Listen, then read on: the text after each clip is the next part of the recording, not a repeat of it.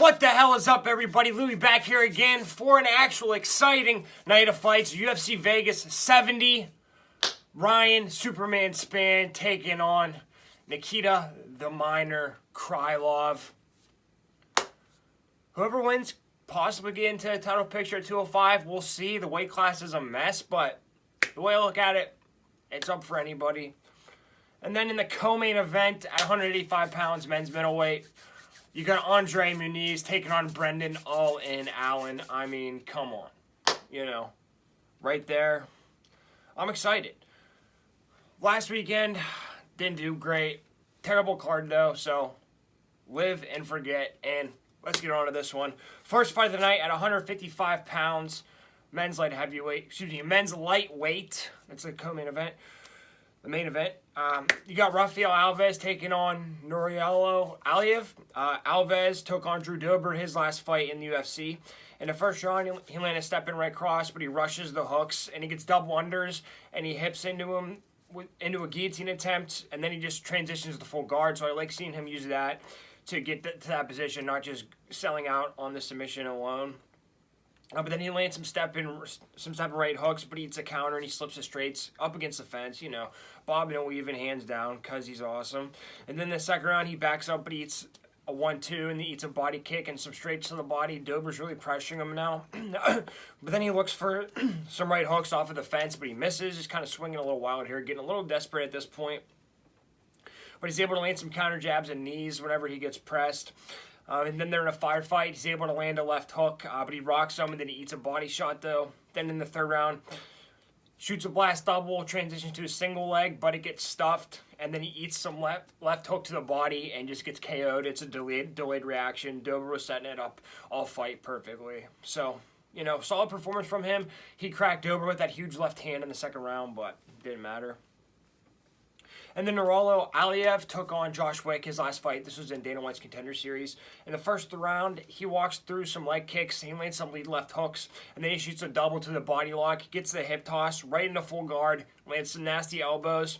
And then multiple right hands all in succession. Doesn't even hit him with the left hand. And then gets a TKO with ground and pound. So, you know, another wrestler from that region of the world coming in doing his thing. Trying to make a stamp on the game. Nuriello is minus 180 and Alves is plus 155. Now, you know, ALIEV has that Khabib-like style, which works against everybody pretty much, but Alves has had a couple fights in the UFC. He's a veteran. Nuriello is coming off of the Contender Series, and, you know, what happens if ALIEV can't get him out of there in the first round? Now, Alves doesn't have the best cardio in the world, and he slows down as the fight goes on, but what's going to happen to ALIEV if he can't ground and pound him the whole time? And just the fact that he's coming off the Contender Series and he's a favorite, I don't really like that. I'm going to go ahead and pick Alves here. I think he could be able to land a big shot or at least stuff some of the takedowns maybe later on in the fight. And who knows, maybe pull a guillotine or something crazy like that, but I like the dog money. I'm going to go with Alves here. Second fight of the night at 155 pounds, men's lightweight. Joe Solecki taking on UFC newcomer Carl Deaton, stepping in on short notice here. Solecki took on Alex da Silva Coelho his last fight in the first round. He steps into the pocket, but he gets dropped with some right hooks immediately, but he pulls a guillotine. Decent attempt, but he was kind of holding on for dear life there. But then in the second round, he landed a counter right hook whenever he gets pressed, and he circles outside, lands a step-in single to the double, takes the back with one hook in, and then gets the body triangle and has a bunch of rear naked chokes attempts. Just kind of dominates that second round there. Finally finds his groove, even though he got hurt in the first round. You like seeing that perseverance. Then in the third round, he lands a step-in jab, but then he eats a hook in the body, knee in the clinch. But then he feints the hook, and his double leg attempt gets stuffed. But then he just kind of pulls a guard. Not the best move, but whatever. Because Silva can crack a little bit, especially on the ground. So, but then he step in and throw some hooks, but he eats some counter hooks, and then he gets pancaked whenever he's going for the clinch, just kind of overextending himself. But then he's able to work his way back to the feet, and then he eats some overhands coming in with his hands down, just kind of rushing at him, doing whatever he could do. So, not the best performance from him, honestly, but he was able to secure the second and the third round. So that's really what matters, I guess. And he bowed through adversity. Carl Deaton took on Justin James. Yes, that Justin James, but it was outside the promotion. well, that was 2 fights ago, I believe, from him, so I like it fine. In the first round, he catches the kick right into side control, and then he gets the guillotine against the fence, and then he's able to get around his back standing, and then back on the feet, he's kind of jabs at range, trying to find his mark, but then he gets pressed and he eats some overhands, but then he presses with some 1-2s, and then he eats some leg kicks in the process. Then the second round, he gets pressed and he eats a hook to the body, but then he gets the clinch and scrambles around the back. He's able to take him out, and then lands some ground and pound from around the back, finally find his position there. But then he shoots a blast double, but it gets stuffed, and then he gets caught in a front headlock, but then he starts ripping uppercuts, and then he gets a pancake off of his shot, then lands some nasty ground and pound, makes him pay for it. Then in the third round, he lands a hook to the double on the fence, puts in a rear naked choke attempt with no hooks. You know, not really going to get that. But then he's able to maintain position from the back. And then he just keeps driving over to the double. Doesn't break contact with him. Wants to keep him on the ground. So I really like seeing that. And it kind of impressed me, to be honest with you. Carl Deaton plus 440. Joe Solecki minus 580. You know, I've been going back and forth. And Carl Deaton, some decent grappling skills. And Joe Solecki just kind of grinds on guys. And later on, as the fight goes on, he's able to get him in submission attempts, take their back and whatnot. But I'm still going to select Joe Solecki here because I think his grappling will be superior. His striking isn't good at all, really. So Carl Deaton might be able to crack him with something, but you know, Joe Solecki showed that he can get dropped and keep coming forward. He might eat a shot or two, but I think he's just going to be able to get inside the clinch and get a trip or something like that, or just get around to get his back. That's all he has to do and drag him down there. But, you know, I think Carl Deaton's got some game here, but, you know, Solecki had multiple fights in the UFC, so the line's ridiculous, minus 580, but I'm going to go Solecki by submission is plus 100 or plus 110. I think that could come into play, because Solecki's always working that submission. He had him multiple attempts his last fight. And then the whole fight to go over 1.5, minus 165, not a bad play. I'm going to go Solecki here. Third fight of the night at 125 pounds, men's flyweight. You got Ode Osbourne taking on Charles Energy Johnson. This is, yeah, Ode Osbourne looking for a win off of a brutal knockout. Charles Johnson looking to rebuild himself after the Muhammad fight. So, I'm excited, you know. And Charles Johnson on a little bit of a run here. So, Osbourne took on Tyson Nam his last fight. In the first round, he stalks with some front kicks and a left cross, and then he lands a short right hook in the pocket. Then he lands some body kicks, and he throws 1-2s. Then he just kind of leans out of the way, and not really being defensively responsible, for being honest. But then he eats a hook off of his head kick and a straight right. Then he goes for the jump knee and gets KO'd immediately with a check right hook from Tyson Nam, and nobody saw that coming. And Tyson Nam had been off for a couple years, so this was a big shock. Everybody thought Ode Osbourne was going to outwork Tyson Nam, but no, dude. This dude does not have great IQ, and Tyson Nam has a cannon in his fist. And then Charles Johnson took on Jimmy Flick his last fight. This was welcoming Jimmy Flick back around a 2-year layoff. In the first round, he stalks forward, and he blocks the kicks, and he just pumps some jabs. He gets doubled, but then he uses the wizard to reverse him.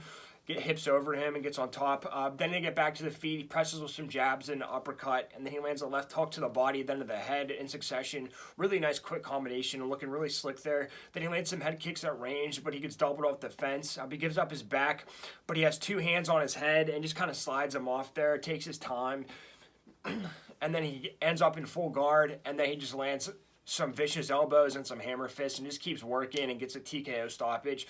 Was it a little early? I thought so, but, you know, he was just staying on him. Charles Johnson, not a huge power guy, but he's a persistence guy, and he worked to get that finish. You got to give it to him. Charles Johnson, minus 165. Ode Osbourne, plus 140. I'm going to go with Charles Johnson here. The line's not too bad. I just think he has more tools to win.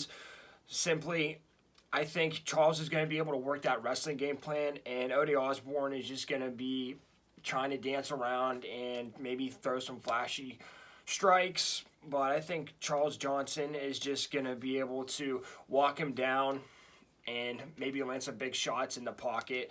We saw him struggle with the power from Nam, and I think he'll be able to get him down on the ground and work his game. I'm going to go with Charles Johnson. It's a flyweight fight, under 2.5 rounds, minus 115. Not a bad play. Charles Energy Johnson. The feature fight of the prelims at 155 pounds again, men's lightweight. You got Jordan, the Monkey King, LEAVITT, taking on Victor, the Brick Martinez. Can't make it up. Leavitt took on Paddy Pimblett his last fight in London, enemy territory. First round, he eats a flurry, but he clinches immediately. He's able to get the trip, just kind of walks right through the punches, kind of impressive. He gets caught in a guillotine, but then he gets the double, and he keeps the clinches and keeps getting some mat returns. But then he back on the feet, he rushes with some teep kicks, but he eats a head kick, and he gets put in top guillotine and gives up his back last 20 seconds. Arguably lost the round. Arguably gave the round away, but I thought he did enough, but it doesn't matter. And then the second round, he stalks with the teeps, but he eats some hooks, but then he lands some overhand rights, and he gets a single to the fence, but then he gets caught in a head and arm where Paddy's draped over his back. Pretty unique situation there. And he eats a knee to the head, which drops him, and then he gives up his back, and he gets his arm trapped in a figure four, and he gets put in a rear naked choke. Can't even use his arm to defend himself. Very brutal finish, but, you know, he fought. You know, he just got caught up in a bad position, and Paddy's pretty slick, despite what people say. Then Victor Martinez took on Jacob Rosales. This was in 2021, a while ago. In the first round, he comes forward through some jabs, and he looks for some short combos on the inside. And he gets taken down with the single, but he gives up his back from there. But then he starts landing some jabs at range, starting to find himself. But then he lands a step-in lead left hook, but then he gets dropped with the 1-2 at range right down the pipe. Just kind of standing there again. Then in the second round, he steps in the pocket, but he eats a body and head combination. He eats some jabs, and then he got taken down with a single on the fence, but then he gets right back up. So I like seeing that out of him. Because, you know, Leavitt's going to be relentless on those takedowns. But then he jabs the body, and then a lead left hook to the head. Then he misses the straight shot, and he's able to defend the double leg attempt, though. Then in the third round, he lands some lead uppercuts, and he kind of circles out. And then he pressures with the leg kicks, but then he starts landing some jabs. And then he circles, and he starts landing a 1-2 off of Rosales' hook.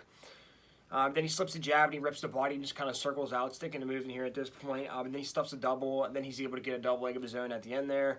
So pretty back and forth fight from him. And, you know, like I said, this was a while ago. This is in the Contender Series. So Victor Martinez, plus 100. Jordan Leavitt, minus 120. I'm going to go with the Monkey King here. I think he learned a lot from the Paddy fight. A lot of good things I saw from the Paddy fight. And his striking, you know, it's very bad, but, you know, he can land some big shots. And he uses it mostly as a setup just to get to the takedown attempts. And, you know, Martinez is getting taken down a lot in his last fight. I don't know. And he's been off for a year and a half, so, you know, it's kind of a coin flip. I'm just going to go Jordan Leavitt here. I think he has more experience. Co-main event of the prelims at 125 pounds. Women's flyweight. You got JASUDAVICIUS taking on Gabriela Fernandez. Fernandez making her UFC debut. JASUDAVICIUS took on newcomer at the time, Natalia Silva, in her last fight. In the first round, she walks into a head kick and a hook flurry, and then she gets dropped. She's able to get the clinch, but she's not able to get the trip. She tempts a lot, but Natalia is wise to it. But she's able to land a nice elbow in the clinch. But then she walks into some 1-2s and head kicks whenever she's throwing her overhand. She's overextending herself. She's getting a little desperate at this point. Then the second round, she walks into some hooks to get the clinch, but she gets taken down with an inside trip. But back on the feet, she chases the single, but then she gets tripped with double overhooks and then just eats some nasty elbows on the ground. She just cannot grab a hold of Natalia Silva. Then in the third round, she's able to duck the hook, and she shoots a double to the fence. Cannot finish this takedown, though.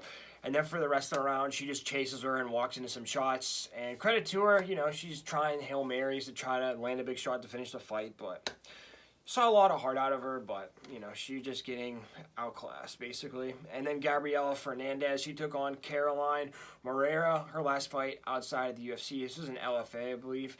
In the first round, she lands some leg kicks and the left crosses in the pocket, lands some body kicks, stays nice and composed. I like that. She kind of bounces in and out of range. Then in the second round, she lands some step-in hooks, but she eats a counter, but then she's able to land the back fist off of there, so pretty dynamic in that aspect. Then she lands a lead left hook and then a head kick. And then she goes for the tie clinch, rips some knees of the body, and then she drops her with the left cross, and then she pulls the guillotine, gets a submission. So she pounced on her as soon as she had her hurt, didn't punch herself out, said, fuck it, I'll try the guillotine, and it worked out for her. So she looked pretty good, and, you know, like I said, pretty composed. Gabriela, minus 130, JASUDAVICIUS, plus 110. Don't know. For whatever reason, especially women, it's kind of hard to get a grasp of how good they're going to perform in the UFC when the tape you watch is from outside the UFC. So, honestly, don't know. It's a lower level fight. I'm just going to go with the old rule. Go with the slight underdog, JASUDAVICIUS. You know, she has a lot of tenacity, and, you know, hopefully she can improve her striking to use it to set up her takedowns a little more. But I'm going to go with Jasmine here. We'll see what happens. It doesn't really matter. The main event of the prelims at 155 pounds, men's lightweight. Again, it's moving night. Eric the Ghost Pepper Gonzalez taking on Trevor Peek. This one is, yeah, both guys just trying to make a name for themselves. Should be interesting. Eric Gonzalez is looking for a little bit of redemption here. His last fight, he took on Terrence McKinney. In the first round, he gets pressured and eats a head kick. And then he eats a straight left, and he walks into a lead uppercut for McKinney. Then he eats some knees, and he grabs for the single leg, but it gets defended, and then he eats some knees in the clinch, and he eats a nasty elbow from McKinney. But he lands a big overhand left, but then he gets doubled off of his hook when we stepping in for his hook, and then he turns, and he gives his back up to Terrence and gets submitted with the rear naked choke. So just kind of getting swarmed. He did have that big overhand left, so he does have some kind of power some way, but McKinney, just too much for him. McKinney, first rounder bust, and McKinney got the first round. So, and before that, he took on Jim Miller. Looked kind of competitive in the first round, but he got deaded, got demolished with a big shot by Jim Miller. Jim Miller doesn't like, I guess he knocks people out sometimes, but, you know, not a great look for him, honestly. Jim Miller's on his last legs here, so... yeah, but then Trevor Peek, he took on Malik Lewis in Dana White's Contender Series. In the first round, he lands 1-2 to the body, then the head, but then he gets clinched and gives up his back standing. But then he rips the body, and he lands an uppercut in the pocket, but he gets dropped with the left hook, and he eats some knees and hooks in a firefight. And then he gets taken down with a body lock, gives up his back. You know, not a great maneuver. But then he's back on his feet. He's kind of in survival mode, just kind of skirts the fence. He's spent a lot of energy at this point. He's taken a lot of shots as well. Then he lands a leg kick and a left hook and goes for the clinch. Then in the second round, he gets a double off of the back fist attempt by Lewis. Not a great look for Lewis. But then he lands some elbows and a half guard, keeps his overhook, keeps his hips in, frames off his head. Really good technique there, really smart.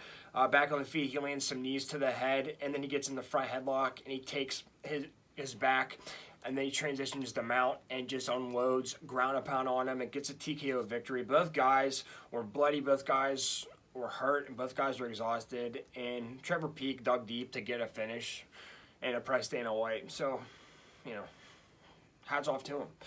Trevor Peek minus 215, and Eric Gonzalez plus 185.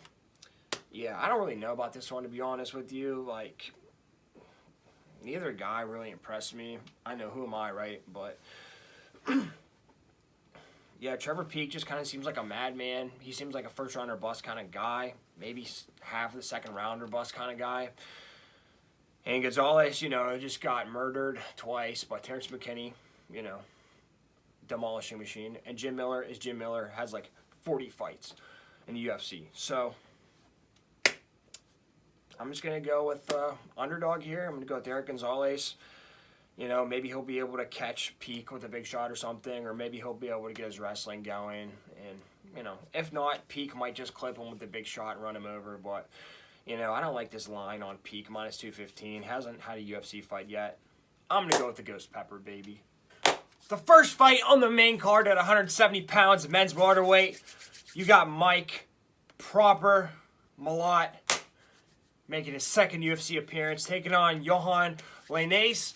Both guys from Canada. Some Canada on Canada crime here. It's a shame. I don't know what the UFC's doing, but it is what it is. But low-key, this is my most anticipated fight. After seeing Mike Malott just dismantle Mickey Gall, I've been slowly awaiting his return, and Canada might get a new GSP type of guy. Minus the wrestling. Anyway, Mike Malott took on Mickey Gall his last fight about a year ago. In the first round, he circles on the outside, but he walks into an overhand from Mickey. But then he lands some hooks over top of Mickey's jab. He gets pressed and eats some hooks, though. He's able to circle away. But then he jabs, lands a leg kick, and he rocks him with a straight right directly down the middle, but then he gets taken down with the body lock off of his hook, but he's able to get right back up. Like seeing that. He knows immediately he's got to get up. But then he gets pressed and he eats a 1-2, but then he lands a left hook whenever Mickey's coming in, gets a KO. Massive thunderous left hook, drops him like a bag of nickels. Great performance. Mickey Gall, not the best fighter, but he's got a bunch of experience in the UFC. So good win for him, good debut for him. Then Johan LaInesse took on Darian Weeks his last fight. In the first round, he circles on the outside and he jabs and lands a step in right. Doesn't do a ton though, man. Not a lot of activity. Second round, he gets dropped with a check left hook off of his overhand, but he's able to pop up. Then he lands a lead left hook whenever he gets pressed, but then he walks into a teep and a lead left hook. Not a good combo for him, but then he gets doubled off of his overhand, but he's able to use his wizard to get back up. So both guys fighting when they get taken down like that. Then in the third round, he's able to stuff double leg attempts from Weeks. They're getting a little desperate at this point. But then he circles, lands some body kicks, pumps jabs, and then he walks into a front face kick, but, you know, he's okay. So, decent fight from him, I guess. Lack of activity, in my opinion. LaInesse, plus 180. Mike Malott, minus 210. Don't like the line. I think it should be even. I just got a feeling about Mike Malott. I don't know what it is. I think Johan is he just waits a little too much. I think Malott is going to be able to find a big power shot. Johan has amazing power as well. But for whatever reason, man, I just like Malott. I can't describe it. I think he's a little bit cleaner with his strikes. This is going to be a stand-up fight. LaInesse might try to shoot or something. I don't really know, but this is a kind of a coin flip, and yeah, I probably should be going with LaInesse, but my gut tells me Mike Malott. I'm going to go with him. I think he's going to make his stamp on the UFC in this fight. Mike Malott by KO, plus 175. Not a bad price. I'm going with Mike, baby. The second fight on the main card.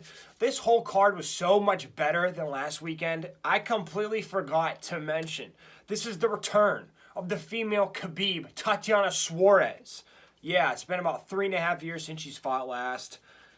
And, you know, it's kind of flying under the radar, I guess, because she's not matched up with a huge opponent. This is a get-back fight. She's back up from 115. She's at 125 now. She's taking on Martina De La Rosa. This is just to see where she's at, I guess, you know. If she runs right through Martina De La Rosa, she might drop down to 115 and go for the title shot, but she needs to get past this test first. We'll see how it's been after 3.5 years, but I'm super excited. Tatiana Suarez took on Nina Nunes her last fight. At that time, she was Nina Ansaroff. That's how long ago it was. But in the first round, she shoots a straight-on double to a single, gets it off the fence, and then she's able to get another double into full guard, but not much ground and pound. More of her putting Nina's back against the fence and just maintaining position, but dominant control. Then in the second round, she's kind of in and out with the body kick, but then she eats an uppercut, but she gets a single, switches off to a high C crackdown off the fence, but then she's able to get it again, and then she goes in a full guard. Starts landing some elbows, picking it up a little bit, but not too much damage, but definitely establishing dominant control over the 2 rounds, just not a ton of damage, not as much for my liking. Then in the third round, she starts struggling. She presses with leg kick and body kicks, but then she eats an uppercut to the body when she's lunging forward.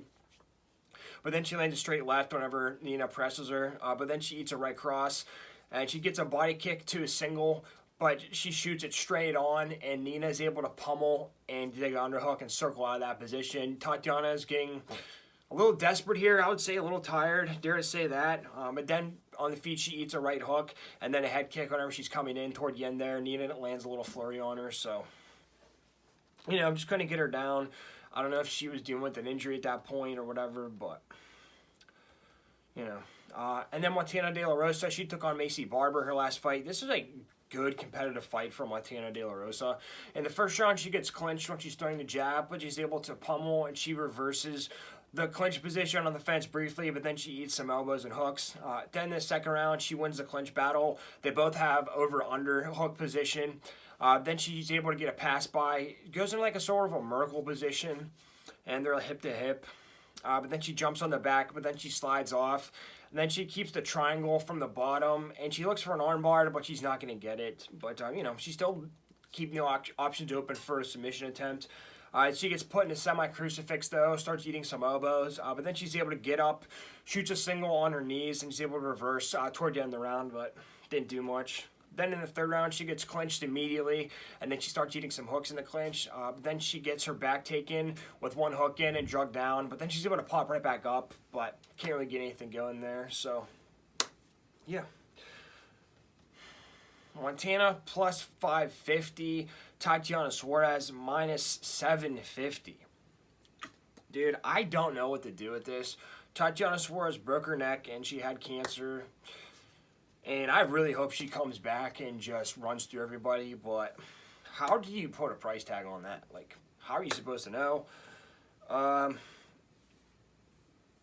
My bet's going to be on Tatiana Suarez because basically if Montana De La Rosa had trouble with Macy Barber's clinch work and her takedowns, Tatiana Suarez is going to run right through her, okay? But Montana De La Rosa is a gamer, and she was fighting tooth and nail with Macy Barber. She wasn't accepting any position. She might have made some mistakes in the clinch, but she didn't give up.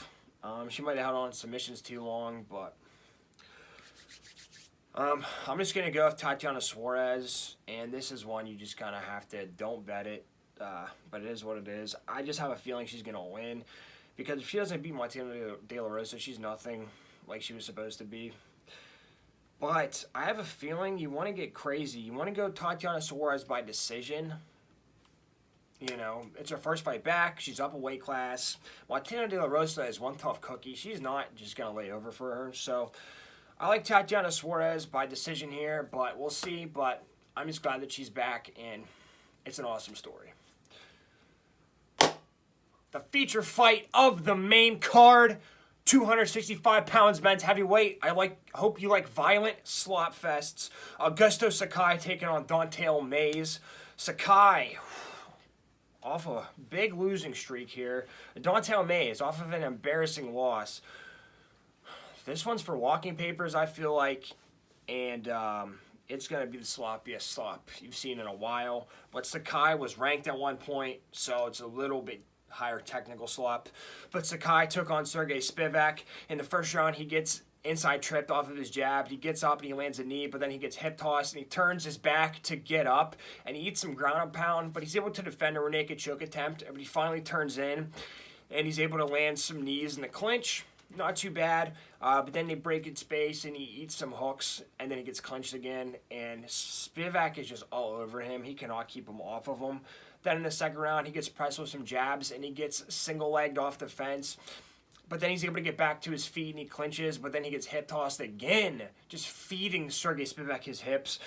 And then he eats some ground and pound, and then he gets TKO'd from around the back. He just had enough. Sergey Spivak is getting tired as well while he's punching him so much. But Sakai just could not move out of that position. So it was like a mercy TKO stoppage. And then Don'Tale Mayes took on UFC newcomer Hamdi Abdelwahab, the Egyptian wrestler who represented Egypt in the Olympics, I believe. And, wow, this was a shit show. In the first round, he jabs at range, but then he gets rocked with a 1-2. Then he gets rocked with the left hook when he's rushing in the pocket. And then he gets dropped with the left hook off of a missed hook. And then he eats a flurry from Hamdi. Underestimated the wrestler's hands. But then he lands a lunge overhand right, but then he eats a counter back from him. But now it's a scrap. They're scrapping. And then in the second round, he eats a check left hook coming in. But then he rocks him with the 1-2 in the pocket. And then he lands a knee and then left and right hooks. Nice combination there. And then he lands a jump knee and a flurry. But then he eats a left overhand when he's going in there. But then he rushes the double for no goddamn reason and just gets pancaked. It wasn't even a good double leg. He just like sprints across the cage. And the guy who wrestled at the Olympics pancakes him. Puts him on his back. No shit, okay? I don't know what the hell that was. Then in the third round, he gets clinched immediately, and he gets passed by, and then he gets drugged down to the ground. But he's able to get back to his feet. I think the ref actually stands us up for some reason. But then he lands left hooks at the end. Doesn't mean anything, dude. He had him hurt at one point, and he just tried to fucking tackle him for no reason. And I can't explain it, dude. That's the low IQ you see up at heavyweight, low-level heavyweight. But Don'Tale Mayes plus 105, Augusto Sakai minus 125. Augusto Sakai has taken a lot of damage in his last 3 fights. He's gotten either knocked out or TKO'd. Don'Tale Mayes took some damage in his last fight, but he's not getting murdered every fight. And yeah, Dontel Mays has very low IQ, but Sakai just doesn't do anything. You know, he just let Spivak ragdoll him, basically. He just couldn't separate space, couldn't slow the pace of the fight down, couldn't try to jab or hit him with a big shot. So, low-level heavyweights, slight underdog. I'm going to go with Dontel Mays. I'll probably regret it, but I don't care. I do not want to lay chalk on Augusto Sakai. Maybe Mays will knock him out or something. The whole fight to go over 1.5, minus 180. I like that. Dontel Mays. On to the co-main event of the evening, 185 pounds, men's middleweight. I've been low-key waiting for this one. Andre, Frankie, Muniz, had to do it, taking on Brendan All-In Allen. Slight step back for Andre because he just beat Uriah Hall, who is ranked. And Andre Muniz is ranked 11th. Brendan is not ranked at all. But it's been about a year since Andre's fought. And, you know, maybe he just needed to step back. Brendan Allen's a tough challenge for anybody. But, you know, Brendan has a lot more to win in this fight than Andre does. But Andre's looking for an impressive performance here, preferably a finish, so he can announce himself as a contender in middleweight. And Brendan, you know, if he wins, period, he's getting ranked. So this is a compelling matchup. Andre Muniz took on Uriah Hall his last fight. In the first round, he lands some body and leg kicks, and he blitzes forward, but he gets clipped with a short right, but then he gets the clinch to the single, finishes it off the fence, and then he goes to the Kimura, uses that to transition to a mount. Uriah escapes, but then he gets him back down with a mat return, and he's able to take his back, puts in the bloody triangle. Actually, he doesn't. He just puts both hooks in. Doesn't do a whole lot. He's looking for submission more than anything. Doesn't really deliver any damage throughout any of the rounds. So I think that's the thing he's working on this fight. But then in the second round, he gets a snatch single to the foot trip, and then he's in full guard, transitions to mount, lands some nice ground and pound, takes his back, both hooks in. He looks for an armbar also, and he's kind of sliding off the top, and he gets reversed, and Uriah Hall lands like 10 seconds of ground and pound. No big deal. But then in the third round, he lands overhand right, gets the double to the fence, and then he's able to get the single leg trip, and he's able to take his back and just chills for the rest of the round. So, yeah, pretty dominant performance from him, but didn't really do any damage. So, positional dominance, not damage dominance. Then Brendan Allen took on Krzysztof Jotko his last fight. In the first round, he lands a body kick, but then his head kick gets caught and he gets pushed down. And he tries to go for a straight arm lock / omoplata type of thing in half guard, but then he uses the lockdown to sweep him and get on top of him, and then he's in half guard, a 3/4 mount. He threatens the arm triangle, but then he uses that to take his back. No hooks, rear naked choke submission. Doesn't happen very often, but Brendan All-In Allen gets it in. Great performance from him, man. Got a little sketchy there, but yeah, he's dangerous off his back too. And then before that, he took on Jacob Malkoun. I'm just going to go over the first round. First round, he lands a step in right cross, but then he eats a counter coming in. Just steps too far and in the pocket. Then he eats a jab at range, and he throws an overhand, then an uppercut. Doesn't really land, might like kind of just barely miss him. But then he rushes with the uppercut and hooks, but then he gets taken down with the single. He steps way too far in, and he gives up his back standing. Then he gets drugged down to the mat, but then he's able to use a switch sit, and he's fighting the hips, and then he sits up, and then he's able to get the whizzer kick whenever they're on their feet, and then he's able to go to full mount, and then he pulls guillotine, doesn't get it. He goes for a top guillotine, then he pulls it, so he's on his back, doesn't get it. Malkoun's on top for like 30 seconds, but Malkoun doesn't do anything, so questionable decision-making there, but, you know, he can hang with Malkoun. Malkoun's a hell of a wrestler in this division, too. He's underrated. Brendan Allen, plus 180. Andre Muniz, minus 225. This is a tough one. My gut tells... Actually, I should listen to my gut, but I was thinking Andre Muniz, but then I'm going to try to go back to my rules. If two guys who were good or to decent at grappling, neither guy has great striking. I would say Brendan's striking might be more advanced, but he gets out of position a lot more. And if he gets out of position, Andre Muniz is going to take him down. But I feel like Brendan Allen has to have decent wrestling defense and do decent in those clinches. You know, he gave Malkoun some trouble there. And, you know, Allen's dangerous off his back too. Has a good submission game. So I feel like it's two guys with similar skill sets. One might be more advanced than the other. But Andre Muniz minus 225 off of a year layoff. I don't know, man. And this might be a stupid pick, and I might be kicking myself. I kind of like Brendan Allen here, man. Plus 180. I think he can get it done, man. What happens when, you know, he makes Andre work that whole first round, second and third round? I think he might be able to get him tired. You know, Brennan grinded a tough one out against Malkoon. All he needs is a split decision, you know. I think he can get it done here. We'll see. I'm going to go with Brendan Allen here. I think maybe he might be able to hit him with a couple big shots. Maybe MUNIZ starts shooting some panic takedowns or rushes the clinch. And Allen, you know, might be able to hit him with a big shot or, you know, take his back defensively. Who knows? But I'm going to go with Brendan here. We'll see what happens. On to the main event of the evening, 205 pounds, men's light heavyweight. You got Nikita, the Miner, KRYLOV taking on Ryan, Superman Spann. Big matchup here, actually. Bigger than it looks on paper. Ryan Spann, number 8. Nikita KRYLOV, number 6. Now, Jamal Hill just became champion. Yuri Prochazka, the former champion, is out on injury. Glover Teixeira, the former champion, has retired. Alexander Rakic, out on injury. So, you know, if either guy can win impressively here, they got a case for being in the title talks. Not necessarily a shot, but like one more big fight to get in there.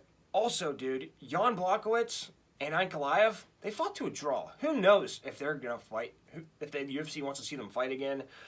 The only thing going against Ryan here, though, is that he's lost to Anthony Smith and Johnny Walker, but they're both going to fight. So I think if Nikita wins, he has the biggest upside for this victory. If Ryan wins, he might need to win a couple more. But either way, man, let's enjoy for what it is. Both guys bang. Both guys are violent, and it's relevant to the title picture. Okay, Nikita took on Volkan Ozdemir his last fight. In the first round, he gets rocked with hooks in the pocket, but then he throws some wild overhands and he clinches, but then he eats some uppercuts, but then he's able to secure the double leg takedown, but can't hold him too long back on the feet. He gets pressed with some 1-2s in the pocket, but then he counters with a straight right, which rocks him, and then he takes his back into a rear naked choke attempt, but then his knee gets caught in the clinch. Don't know why you would throw a knee right there. Not great IQ, but KRYLOV is a crazy guy. Then he gets pushed down, eats ground and pound for the rest of the first round. So it's competitive first round. Then the second round, he lands a head kick and a straight blitz. But then he lands a 1-2 and a head kick whenever he gets pressed. He shoots a sloppy blast double, but he gets it. Okay? Shoots it all the way over to the fence. He secures that damn thing because Ozdemir's that tired. Back on the feet, he lands a lead uppercut and a blitz to a double off the fence right into full guard. This one's easy, man. Doesn't do a ton of damage, but he does enough. Then in the third round, throws an uppercut and hooks to the double leg, gets it easily. Ozdemir gets up, lands some 1-2s at range, and then he lands some knees to the body, shoots a double leg, secures it easily, no problem. You know, grinds out, tough decision victory. Not wrong with that. Ozdemir hits like a nuclear bomb. So that's how that goes. Then Ryan Spann took on Dominic Reyes his last fight, welcoming Dominic Reyes back to about 2 years off of a layoff. First round, he rocks him with the overhand right over top of Reyes' jab, but then he rushes in with the straight left and tags him. Then he lands a straight right off of Dom's leg kick, snaps down to a front headlock, can't really get it though. Back at space, presses with a 1-2, and then knocks him the fuck out with a jab hook combination. Wait, nope, just a jab, turns it over to a hook. Knocks him out, man. Reyes was coming right into it. Say what you will about Reyes' chin in the layoff. He murdered Dominic Reyes in the first round. That's impressive no matter what. It doesn't matter what version of Dominic Reyes is. Before that, he took on Ian Cutelaba. In the first round, he eats a jab, but he lands a right over top of his jab. But then he lands a double jab to a right cross. But then he gets hip tossed by Cutelaba. Cutelaba grabs onto that. But then he gets up, and then he gets taken down multiple times. But he remains calm, and he kicks Cutelaba off. Kicks him in the chest a couple times. So pretty violent, actually. And then he's able to get to standing guillotine. Cutelaba throws a 1-2 off balance. And Ryan Spann snatches that guillotine out of nowhere. And just strangles this guy. Standing guillotine. So that's how that went. But Cutelaba hits really hard. Ryan Spann was able to bang with him. So Ryan Spann plus 145. Nikita KRYLOV minus 170. You know, it's light heavyweight. let's be honest, it's the worst division in the men's UFC. So, but Ryan Spann, couple fights ago, got murdered by Anthony Smith, looked terrible, comes back, finishes Cutelaba, finishes Dom Reyes. He's looking good, man. 31, starting to turn the corner here, getting into his prime.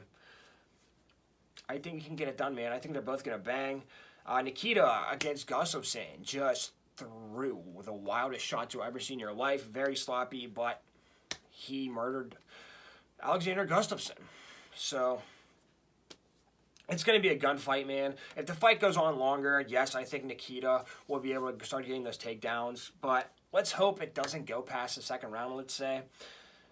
And if they're going to gunfight, man, I like Ryan Spann just as good as anybody. If this was even money, I'd pick Nikita, but it's not. Ryan Spann, plus 145. I'm going to go with Ryan Spann here. And light heavyweight will be interesting. All right, everyone. Thanks for riding with me. I appreciate it. Like, share, subscribe. Leave a comment down below. Twitter, Instagram, Snapchat, all that stuff. It's down there. Shout me a message. Teach me some things. I need help. I'm losing, but we're going to win this weekend. I appreciate it. Let's see some violence. Let's see some upsets. And let's see some winnings. Good luck, everyone.